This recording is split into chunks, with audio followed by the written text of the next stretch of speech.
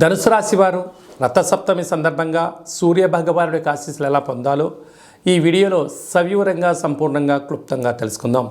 ధనుసు రాశిలో ఏ నక్షత్రాలు వస్తాయనగా మూలా నక్షత్రంలోని 4 పాదాలు, పూర్వాషాఢ నక్షత్రంలో 4 పాదాలు, ఉత్తరాషాఢ నక్షత్రంలో 1 పాదం కలిపితే ధనుసు రాశి. చాలామందికి పుట్టినటువంటి కాల సమయంలో డేటా ఆఫ్ బర్త్లు ఉండనటువంటి ఏకైక కారణం చేత పేరు యొక్క మొదటి అక్షరాన్ని అనుసరిస్తూ ఆ రాశిని తెలుసుకునే ప్రయత్నం అవుతుంది. అవి ఏ అక్షరాలు ఒకసారి పరిశీలన చేద్దాం.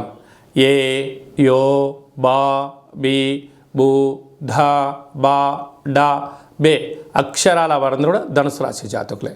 ధనుసు రాశికి అధిపతి దేవగురు బృహస్పతి.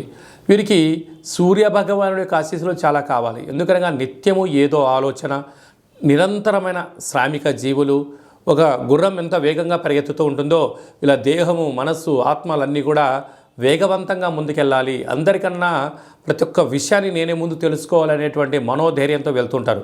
కనుక వీలైనంత వరకు ఈ రథసప్తమి రోజున మంగళస్నానం ఆచరింపచేసి పసుపు నీళ్లను సూర్యభగవానికి అర్ఘ్యంగా వదిలేయడము, పసుపు పుష్పాలతో భగవంతుడికి అర్చన చేయడము, ప్రతిరోజు వీలైతే ఆ సూర్యభగవానికి అర్ఘ్యము, నైవేద్యము, ఆసనము, ముద్రలు, సూర్యోపాసన చేయడం వలన ఆరోగ్యవంత జీవితానికి మీరు స్వాగతం పలుకుతారు అని చెప్పి గమనించగలగాలి. అలాగనే ధనవాకు కుటుంబ స్థానంలో కుజుడు, బుధుడు, శుక్ర సంచార స్థితి ఉండడం వలన, కుజదోష ప్రభావం కలగడం వలన బంధువులు, మిత్రులు, స్నేహితులు, సన్నిహితులు మీకన్నా మీ దగ్గర ఉన్న ధనం గురించే వారి ఆలోచన విధానం ఉంటుంది.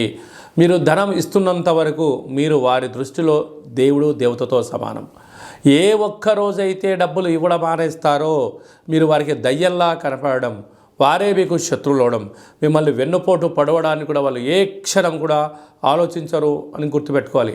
అందరూ కూడా మీతో మానవ సంబంధాలుగా మీరు చూస్తూ ఉంటారు, వారందరూ మిమ్మల్ని ఆర్థిక సంబంధాలుగానే మీరు చూస్తున్నారు. కనుక దయచేసి ఎవరిని అధికంగా నమ్మడము, వారి బంధువులని, మిత్రులని, అత్తని, మామని, ఆడపడుచులని, అన్నదమ్ముళ్ళని, అక్క చెల్లెలని అనుకుంటూ ఉంటారు.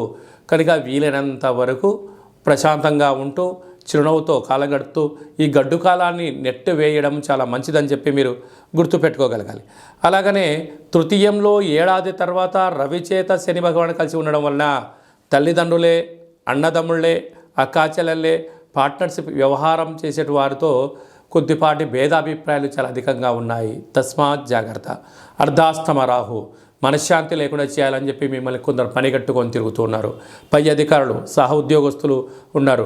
కనుక మౌనం, దుర్గామాత ఆశీస్సులే మీకు శ్రీరామ రక్ష.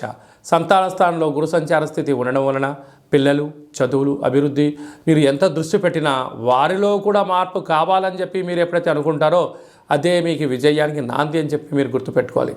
రాజ్యస్థానంలో కేతు, ఇది అద్భుత యోగం.